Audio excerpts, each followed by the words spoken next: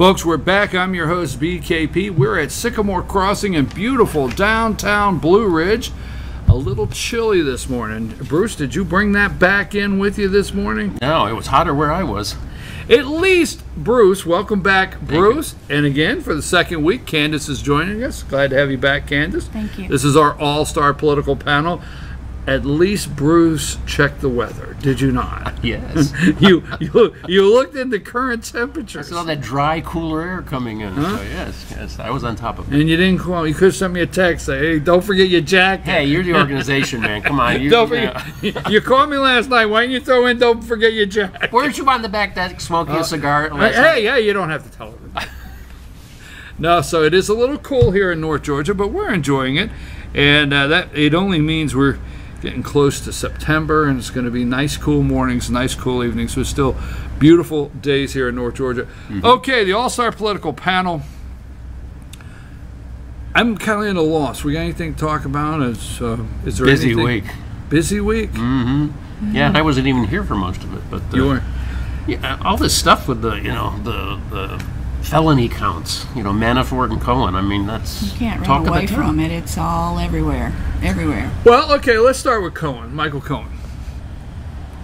There's 8 counts, but the media would only lead you to believe there's 6. I mean, 2. Yeah. There's 6 missing according to the media, right? Right. And meaningless ones, 2 counts. And the 1 through 6 all belong to Michael. They're all Michael's, all by himself. Mm-hmm. Now, let me ask you a question, Candace. I know you and I and Bruce, we look at different things on the internet, so we probably know this. But if you're watching any of the media out there, the fake news, if you're watching them out there, do they discuss at any time about Cohen's taxi business or anything like that? Do you hear anything mentioned about Michael Cohen's business interests outside of the Trump organization? They say something about his taxi medallions, whatever that is, because I'm not from New York, but that they briefly go over that, then they go right directly to, paying off Trump's previous escapades, which Alan Dershowitz came on last night, and he said, first of all, you can donate to your own campaign, which Trump put most of his own money in, and if you did spend anything out of the campaign, it is not illegal. However, he did not use that. He used his own funds to pay his lawyer, who paid for it first, which is normal. You pay your accountant, they pay your taxes, you pay them back. That's not unusual. And isn't it alleged Stacey Adams has donated to her campaign?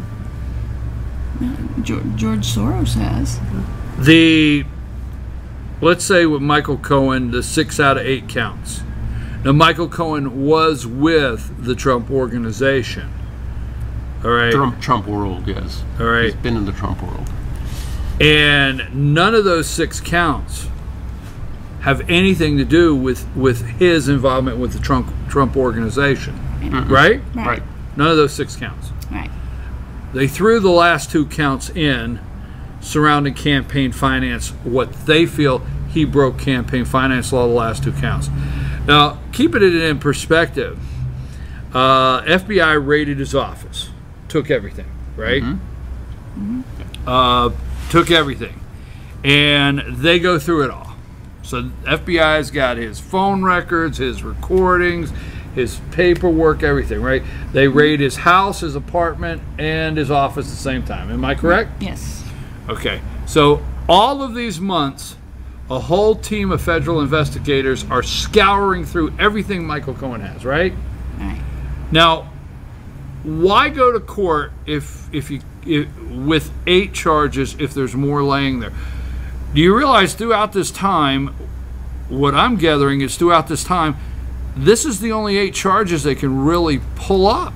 Are there going to be more, or are they timing this on purpose as like a time release capsule they're trying to do for elections to maybe manipulate the elections? Mm-hmm. I don't know. We hear that manipulate elections like only the Russians do it, but we have a media that manipulates. But what I'm saying is, through all this time, do you realize there's only 2 counts that they're attributing to Trump? What else do they have? Well, I would speculate that they probably have or had other charges, and they said, okay, Michael, we got you on like 28 counts or something like that. And they said, if you work with us, we'll narrow it down to these 8, and they get what they want, and he gets a lighter sentence potentially. All right, and that's just speculation, but I've heard that's how the government works with these things. They really know where to put the pressure, and so they probably had. Oh, they'll ruin your life. Oh yeah, absolutely. And what do you think about Cohen's conviction, Candace? Well, first of all, he's guilty. His main crime is. No, let me back up. I don't mean to interrupt. I don't want to say conviction. His guilty plea. He was not convicted of anything. But go ahead. Yeah, he has some sort of. It's not immunity, but he's made a deal, which is the guilty by association with Trump charge that isn't on the books, but it's highly volatile. And, what they wanted from him and from Manafort is to squeeze them to get some sort of composition, some sort of song about Trump, which there isn't any. There isn't anything to say. So, they're pushing them on their other buttons of things that they've done that probably everybody's done. Probably everybody's done a little bit of it. Paul Manafort is not the only one to have gone into Russia. Joe Biden and his son Hunter, along with John Kerry's stepson, went in there to get natural gas rights, and they were helping them and all this stuff. Was anybody checked to see if they did all that registering that they got Paul Manafort on? I wrote about this back in 2014, and I sent it to Hannity and everybody else, but I haven't seen anybody checking old Joe out and his family, or John Kerry's son. Well, Manafort's 12 is a 12-year case. It's 12 years old. Okay, the case is what they're searching into, and it's perplexing to me that Manafort has gone through this trial.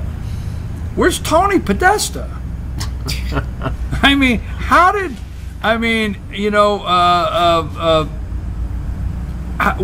Where's Tony?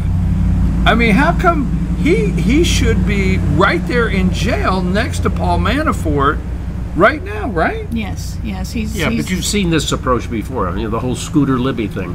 Does that, seem very similar? They're going after the enemies they want to go after, and the other ones, they're sort of collateral damage, but they're not really prime targets. Plus, they might not be on the right side. Yeah. What do you think of the Manafort conviction this past week? Well, I think it was kangaroo court. I don't see how the statute of limitations hadn't run out on some of that stuff. 2002 and 2004. That's a long time. With the IRS, it's usually like 5-7 years that you have to keep your data.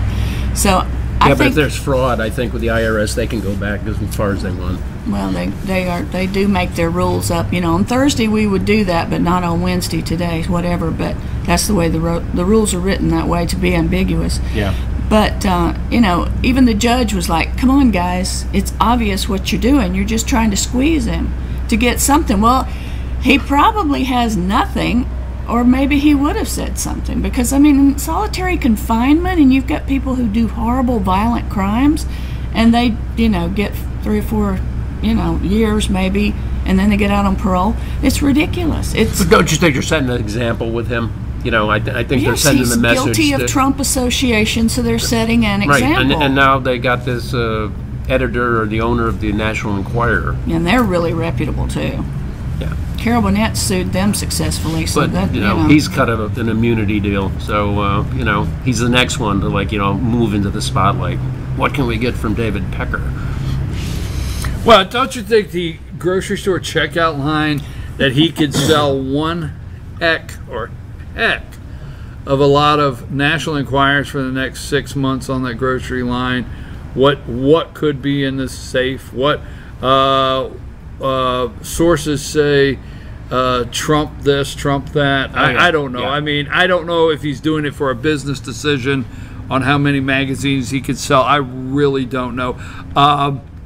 I feel that these are things the media has known all along about Trump. There's nothing new.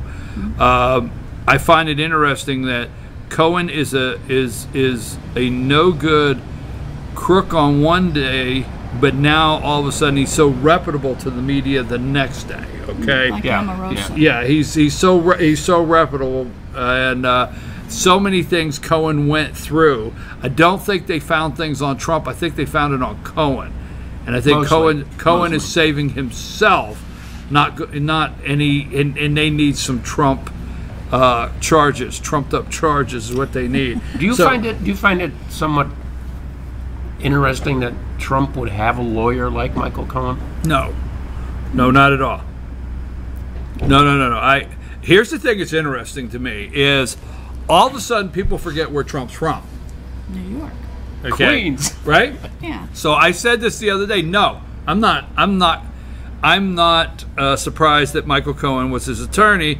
Unlike most of these people in New York are sweating today because they have those same attorneys and they don't want you to know how some things work. So let's not forget who Donald Trump is and where he comes from. And I still support the president.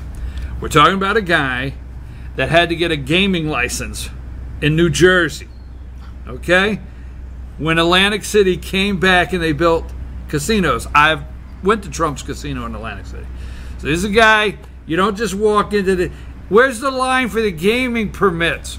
And you just fill out this form, sir. It'll be $329. No, I don't think so. Okay? So the guy has got a gaming permit in New Jersey. Now the guy has built all these buildings in Manhattan, and you just don't send somebody down to the permit office. Run down to the permit office and get us a permit for disturbing the earth next Thursday. Or even a liquor license. Doesn't work that way. The unions, the plumbing union, all the unions, okay?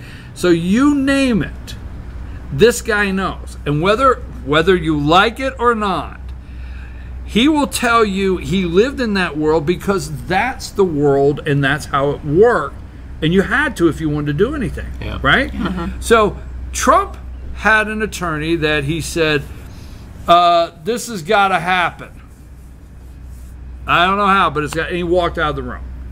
And Cohen went and made it happen. So I'm not saying that some of this stuff is okay, but am I surprised he had that? It's business as usual in New York. Exactly. Yeah. And he wasn't his only attorney, so he had a network of people going around saying, hey, this has got to happen. You know, wink, wink, nod, nod, and then, you know, whatever happened, happened. That's business as usual. And they act like all of a sudden they don't understand how New York City works or how things like that work and where he's from. Do you think we're going to see some of his other lawyers? No, I don't think so. I'm very upset with the media, and it's not like I was not upset last week. No. I'm really upset for a couple different reasons. Is because I love this country, and I don't want to see it destroyed because of people that want to make up alternative facts. Now, how many times this past week have you heard Watergate? Oh, like every 5 seconds. Okay. Yeah. John Dean. Yeah. This resembles Watergate and John Dean. So many parallels, right? Nothing true. Not a bit. So here's what, and what bothers me is we have these, you know, then they give us the polling. College-educated women and non-college educated women. You know, that's what you see the polls, right? So here are these over-educated people behind the camera, not myself actually, are on the side of the camera, that liberal colleges that know or should know the truth, that are actually looking at the camera. If I worked here and I showed up this morning and they gave me this script and I knew I was totally wrong, I would leave. I would not stay. I would have enough. So Watergate, my problem is there's so many people that don't pay attention, and it doesn't make me mad, okay? You got a lot of moms and dads out there that are headed all over the place this morning to work, make a living, you know, get their kids home, get their kids to practice, get something to eat, do the homework, do it all again tomorrow. They can't pay as much attention as some of us. Yeah, that's true. So the media, when they turn it on, they should be able to rely on that media outlet to give them some true, accurate information. And that's what bothers me, is the manipulation of the people that don't have time to pay attention. I'm going to say they don't. So John Dean, White House counsel. As White House counsel, he did what? He took an oath. He took an oath. He's in White House counsel. All right? Mm-hmm. Michael Cohen. Michael Cohen took no oath at all. He wasn't White House counsel. Whole different situation, Michael Cohen and John Dean. John Dean is in the Oval Office. He doesn't get no further than Trump Tower. I'm tired of the parallel to Watergate. Second, Nixon had tapes. Nixon, we know he liked his tapes. So Nixon's on tape, and John Dean's saying, you know what? We may have to pay these guys off. On tape. Nixon's saying, what do you think it's going to cost for us to get them to be quiet or whatever? He's saying we may have to come up with $1 million, probably have to be cash. Nixon says, I can get that. It might be hard, but I can get $1 million. That happened in the Oval Office by the President of the United States under oath and the White House counsel to pay off the burglars or whatever from Watergate. Zero, absolutely zero comparison. Donald Trump is not president of the United States. Michael Cohen is not White House counsel. There's no parallel whatsoever. You with me? There's only one. There were some Democrats and some Republicans, and that's it. That was the bottom line, because there was nothing that's the same. Totally not the same. Trump hasn't broken into anybody's headquarters. In fact, the people that cheated on the election was Hillary Clinton with Donna Brazile, where she got all the answers first before the debates. So you're totally talking apples and oranges. Not that it helped her much. Well, I was wondering how she was so prepared, because I'm like, how did okay, you well, know here's what is also upsetting to me is I know, like, Tuesday of next week, the media is not going to come out and say, well, you know what, guess what, this is all we have found, and it's over, and we're going to move on. No. They're not going to. They're going to keep ratcheting up on a daily basis everything they possibly can. They had a chorus of impeach from on Hannity last night about CNN and MSLSD and all those places, because that's all they could talk about. What are you going to impeach the man for? Yeah, it was like 222 times. What are you going to impeach the man for? They wanted to impeach him on January the 20th. He wasn't even inaugurated yet. And, well, if I heard flip. Yeah, it was so funny because I do get up in the morning and start watching to hear what they're going to sell. So I'm listening to Joe and Minka. Well, wait a minute. First of all, the night before I'm listening to Blumenthal, and I'm thinking to myself, Blumenthal is, first of all, is he not the lying Vietnam vet, right? Yes. He was not in Vietnam. Yeah, he did not go to Vietnam, and he lied. But he's standing up there, and they start the narrative that night, and they took it clear through the morning. I listened, no matter what channel I turned it to, they referred to our President of the United States as an unindicted co-conspirator in an election, a campaign election finance crime. What? And guilty of high crimes. But did you hear that over and over? And if he becomes indicted, that's definitely grounds for impeachment. And they were coming out, and they were saying, stop, we must stop. We can't go forward with Kavanaugh's hearings knowing the president has a possible indictment coming his way. He is right now an unindicted co-conspirator. Okay, it sounds, what are you doing? Sounds bad. Right, yeah, exactly, sounds people bad. That don't research high crimes and misdemeanors. That's what they were saying, high crimes and misdemeanors. That's how you can impeach somebody, is if they commit high crimes and misdemeanors. Where are the crimes? Believe me, if they had one scintilla of evidence, it would have been paraded out, and he would be in jail, because that's what they're doing. They started the council. They didn't have a crime, so they decided to make a crime, and so here we are with what they fabricated. You know what rules for radicals. You know what you repeat like falsehood enough. Bruce has done all of them here. Repeated enough. You know, it's funny. I'm watching Morning Joe. I call it the party bus. They get a group together and they get on the party bus because they're partying every day, thinking they're going to get rid of Donald Trump. But Joe this morning, it was really funny. They were going to break and they were hyping it up. Okay. And they said, right after this, we have one of Spiro Agnew's attorneys that says, no, I swear to God, one of him up with two sticks. Spiro Agnew's attorneys. And I'm like, no, you didn't go back. Okay, where was Spiro Agnew from? He was, I don't know. Maryland. Maryland. Okay. I was going to say Delaware. Maryland. Spiro Agnew. Maryland. Okay, but when we return, we've got Spiro Agnew's attorney, and he's going to explain why he thinks it's time for Trump to resign. So they come back from break. This poor guy, I think he's half drunk. Okay, I'm serious. I swear to God, Joe had to run the 7-second delay on him like 3 times of what he was saying. I think he was half loaded, so incoherent. But he was saying that Trump needed to resign. It was time for him to leave now. But they were doing everything this morning. It was really. I want to get one thing in because we got 2 subjects I want to get to before we have to come out, and that is. We can't get deep on it, but I do want you to know what you wrote on the New Mexico. That was a great article, and we have that on FetcherNews.com. It was a great article you wrote, Candace, on the Islamic radical compound in New Mexico that was training children for school shootings. Did I say everything that they'll get upset about? Because well, they were linked to Nicholas. His father was linked to Nicholas Cruz, who did the high school shooting on February 14th of this year. So, right, yeah, it's all in Candace. It's all in Candace's article. It's great. We're going to talk about Mali, but I want to like highlight just like one more thing on the fake news media. They're not telling the truth about Watergate and the president. And I said jokingly last night, I was down in Bartow County and had an opportunity to speak to the president's team down there, a chapter of the president's team and the group last night.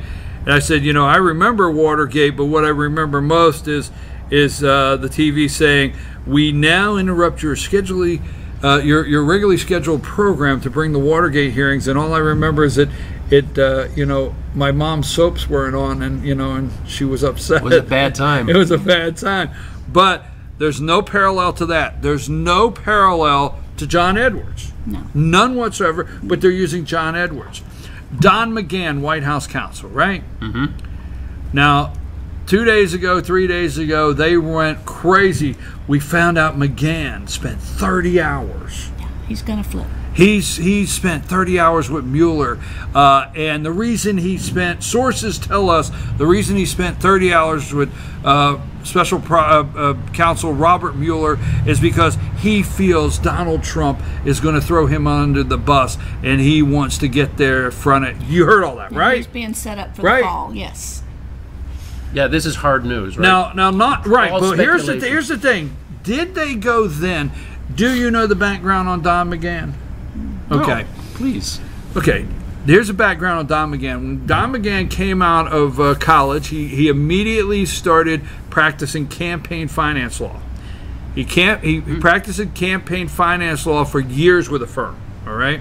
Probably the leading attorney in the United States on campaign finance.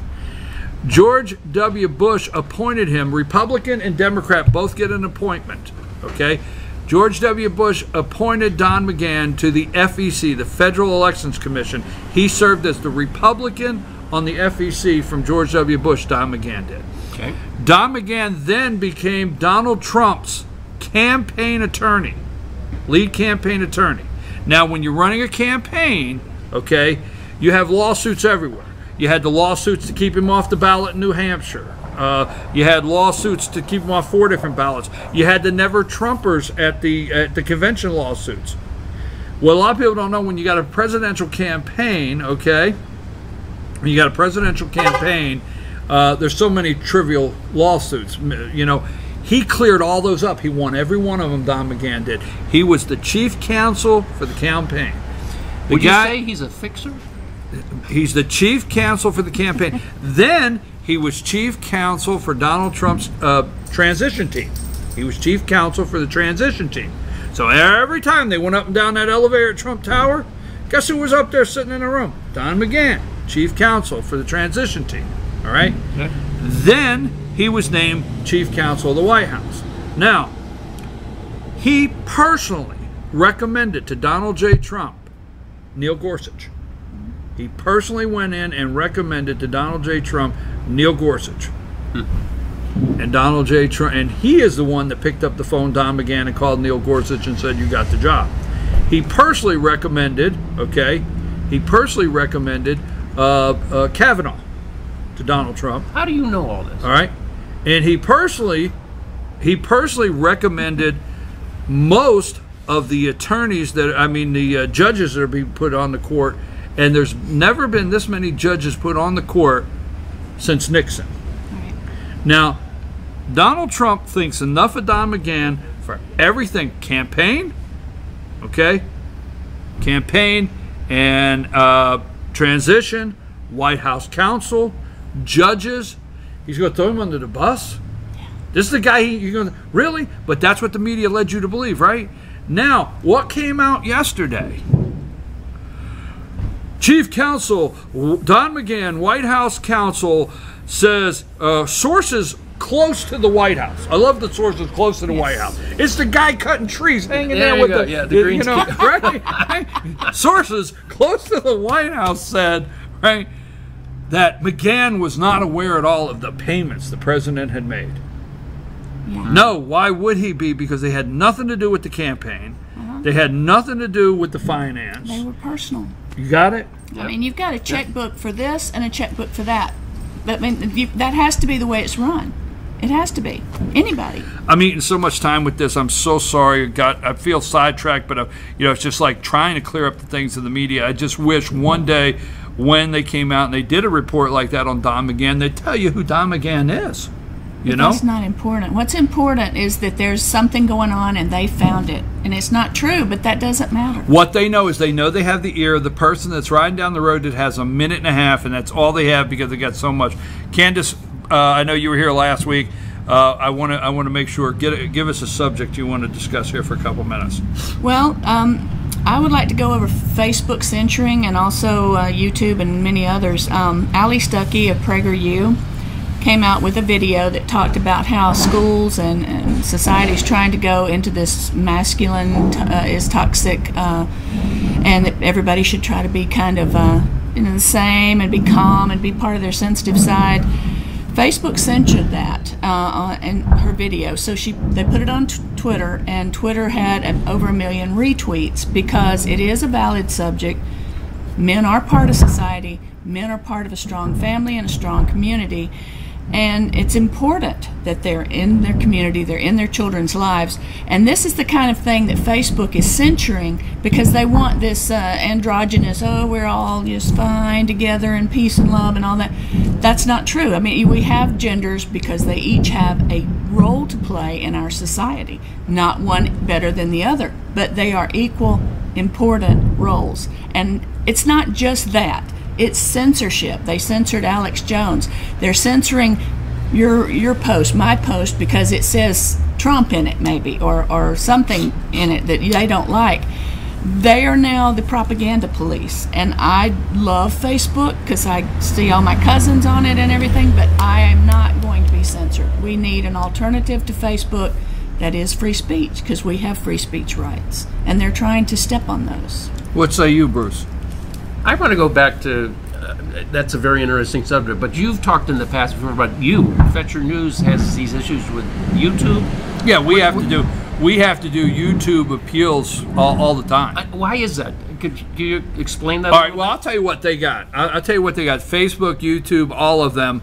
Because you get money for some things if a lot of people look at it, right? Right. Mm-hmm. But what they have is let's think of it like this, search words. They use search words in reverse, okay? So when we go on Google and we search for something, I mean, you can put in Trump, okay? And then Trump and all these things will start coming up. Mm-hmm. You can put in Donald Trump president, all right? So search words. They use the search words in reverse, okay? So somehow they're able to monitor what we say, and they reverse those words, and they have keywords they pick up, okay? They have keywords they pick up. Then they stretch it out to what we said. Last week, we were accused of, and I don't even want to say the name, but last week YouTube accused us of of internet bullying and harassing a certain young man from Parkland High School, or used to be at Parkland High School. Okay. I wonder who. And we were told we violated their community rules and were bullying and harassing. Just because you had an article or you made some statement We about made a statement. Okay, Yeah. we made a statement because actually we're looking for those young people out in New Mexico. We would have thought that would have been a prime opportunity for them to do some protesting. Yeah. Anti-gun, And anti-NRA people. so what they do is they have just a real simple, and it's not hard for them, the way their technology is, a reverse word search. And when they see myself and other conservatives out there that say certain things, they start drilling down into it. Well, full circle to what Candace said. Yeah, I mean, it's getting to the point where you have these groups where, you know, social media, electronic media, I mean, is basically the big hitters. And if you can't get your speech out that way, what are the options? Okay, but here's the thing, okay? They sucked us in and we loved everything about it. Until. We did, okay? So we loved YouTube when we were watching a squirrel that was, water skiing. I mean, it got 90 million hits and we were all watching it. Play this again. Hey, Mom, come in here. Check this out. It was all fun and games. What did Mom used to say? It's all fun and games till somebody gets hurt. Yeah. Somebody loses an eye. We got sucked in. We did. We got a minute. We enjoyed it. Facebook, okay? Yeah. You know, we are the last generation that will not know what happened to somebody in the future. Kids today will never be disconnected. We found people on Facebook. So for our generation, you know, we found people. We had people pop up that we hadn't heard from in 20-some years, 30 years, and we found them, and we liked that, okay? And then there's the guy I sent back and said, there's a reason I wasn't looking for you for 20 years. No, I did. Lisa got mad, but this guy I went to high school with, you know, he found me, we're talking, and I realized he's a real liberal whack job. So I sent him a message. I said, I think I realized why I have not been looking for you for the last 20 years. I wish you well. And I unfriended him. So, I mean, I just had, you know, I don't know. Was that bad? No. But we enjoyed it. We bought into it. Excuse me, I'm sorry. We bought into it. We enjoyed it. And now they got us. Yeah, now Right? we're hooked. I mean, really. But are you going to be able to set up some sort of platform that's going to be, you know, fair and balanced, if you will? I mean, could. It depends You on the could. algorithm that they come up with. Yeah. But What What subject would you like to discuss? We got a little long on the one, and I did personally, and I apologize for taking so much time. Well, a little bit with immigration, you know, the whole Molly Tippett's case. Let's go you know, there. killed by this illegal immigrant who you know is now said to have all these credentials. He has a federal ID. He's got a social security number, all fake. And yeah, his lawyer was on talking about you know, the charges, and he's going, you know, this guy's status has nothing to do with it. You know, you can't even talk about his immigration status. You know, we're just going to like concentrate on his fair and equal rights for the murder charge. And the guy was just brazen. I mean, After and he bashed believed Trump. He bashed Trump first, and then he brought that up. Well, you know, Elizabeth Warren the other night says, "Oh, I really feel bad for the family, and it's such a troubling time, and our hearts just go out to the family." But let's get to the real issue at hand down at the border where they're ripping. Like, did you just say that, lady? Where they're ripping children away from their parents. Totally clueless. Well, this is the person who doesn't want to prove her Native American status too. So My thought on that is what's troubling to me is I don't think they truly want to fix immigration, and I say that because you know, both sides of the aisle. The they. yeah, I think it's the they for me, okay? Because what happens is they I have an opinion on E-Verify that even people on my side of the aisle don't agree with me. But I've always said, as the employer, why do I have to be the Border Patrol? Why are you making me the Border Patrol? Why are you making me the Immigration Department? Why am I? Okay? Now, do I feel we should have something in place on E-Verify? Here's Budweiser. We always know when it's almost time. All right? So, do I feel we should have, as employers, something in place for some verifications? Absolutely. But what happens out there is the farmer said what? Farmer said, you know what? He did not turn out to be who we thought he is, because, hey, he's got all this fake documentation. Well, they didn't use E-Verify. Now you hear like, oh, we have to tighten E-Verify. Well, let me tell you something. If you're in Iowa, you crossed the border and you traveled about 1,500 miles to get to Iowa. Yeah. Somebody should have stopped you at the border. Right. Why is it my fault you're here? If you get to Georgia and you walk in today and ask me for a job in Georgia, you have gotten this far. Fix the border. Yeah. Then come after me as an employer. Yeah. When you fix the border, build a wall, and you put a true immigration plan in place, then come after me for employing somebody that's, you understand what I'm Not saying? doing your job, and I'm picking up your slack. But here's the question. Let's just take this one young man with his fake ID. He's getting Social Security taken out and Medicare. Just those two things. Maybe he's not paying federal or state taxes. Where does that money go? Because that's fake. It's fake. It's a Social Security that belongs to someone, and he probably sat down and said 123-56. But that money goes to the government. Now, that is my opinion as to why they don't want to fix the border, because people doing this kind of thing are putting money in the coffers. And they can't get that back. They can't come back and apply for that because they're not real. So that's, to me, that's the, you follow the money almost every single time you find the crime. And that's why they don't want to fix the borders. They want to howl about it and blame Trump for it and cry about kids, but they don't want to fix that because that's a source of income. You get your Social Security card before you ever leave the hospital now. You've got your number. Yeah. Right. Okay?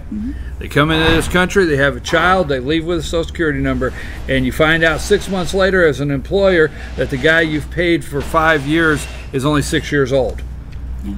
Happening all the time, is it not? Sure. Unless you are a U.S. citizen abroad and you have a baby abroad, then it takes a lot longer Then to you get a got to number. prove a lot of things, yeah. Last word, Bruce. Winners, losers, what do you got? It's just losers. I'll just pick one loser, Beto O'Rourke. Who?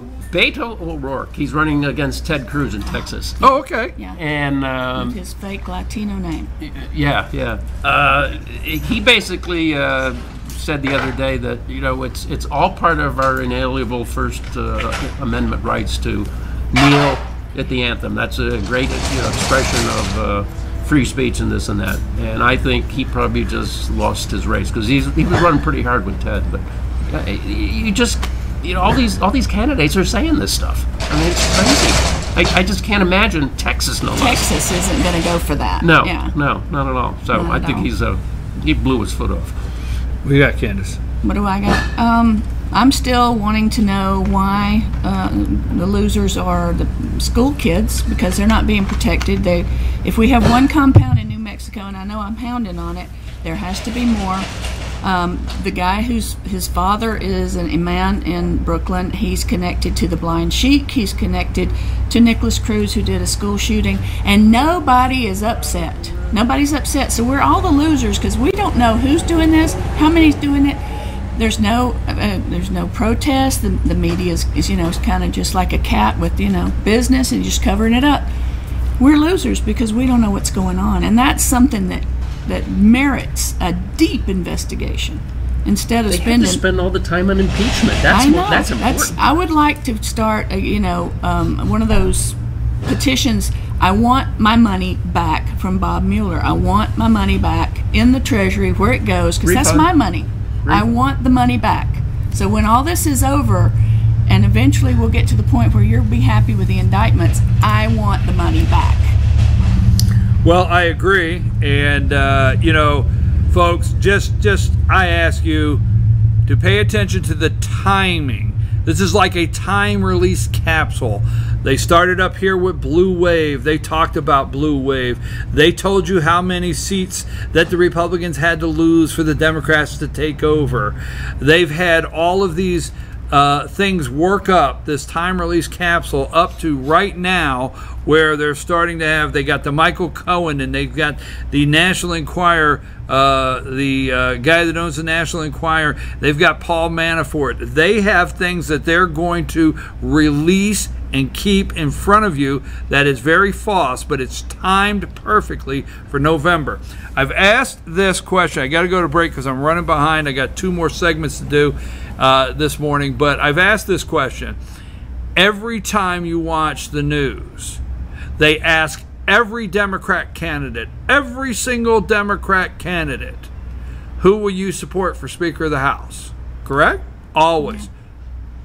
When's the last time you've heard a Republican candidate interviewed by anybody that they ask them who they want for Speaker of the House? You don't hear it. Tweet. Why?